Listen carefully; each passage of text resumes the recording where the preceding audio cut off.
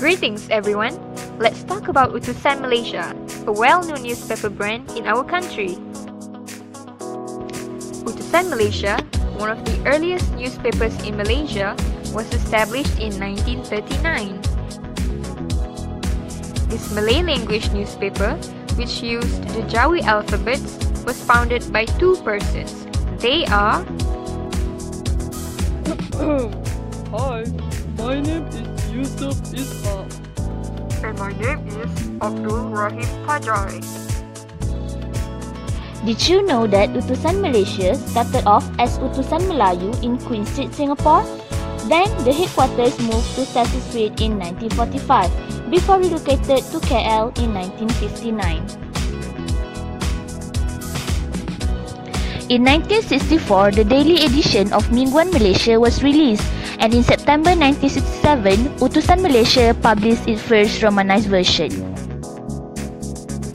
Not only that, the locals used the newspaper as a platform to voice out their opinions regarding the ruling of British, and also as an indirect method to communicate with the government.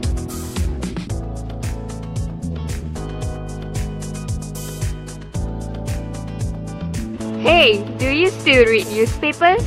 Yes, I do, but I read the online version, not the printed one. An online version of newspaper? What are the differences between these two? The online version of Utusan Malaysia, called Utusan Online, gives instant update of the news to the readers. Meanwhile, the printed newspaper provides news which is one day late, as they need some time to print the pages and deliver them to stores. I do agree that the delivery process may take time. However, in terms of authenticity, the printed version of Utusan Malaysia proves to be better. Why? Oh, this is because the editors of Utusan Malaysia will go through the articles before approving them to be published, compared to Utusan Online that uses clickbait titles to attract readers, even when the stories are not worthy to be considered as news. Yes, but bear in mind that we don't have to spend at least RM50 a day just to read the news on Utusan Malaysia. As advanced as the technology has become these days, there are still areas that do not have an internet connection. Thus, Utusan Online is not relevant there. This is where the physical Utusan Malaysia comes into picture.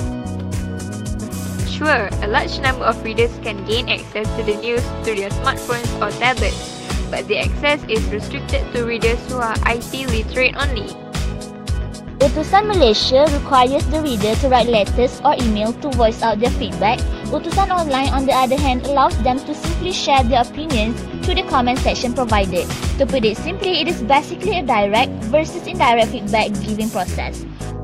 Also, there is no limitation of word count in Utusan Online, and readers can view more than just wordings. They can also watch videos, GIF, and recordings that accompany the reported stories. From our discussion, I believe I can safely say that there are pros and cons with regards to Utusan Malaysia as part of the traditional media, as well as Utusan Online being an embodiment of the new media. The readers can make their own choices whether to purchase the printed version or read the news online, according to personal preferences.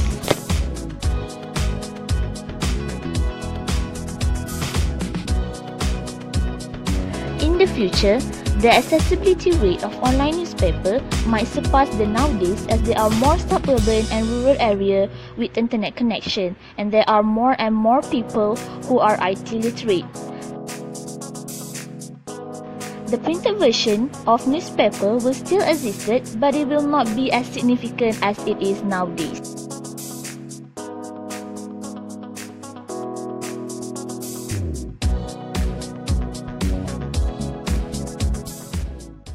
Created using Powtoon.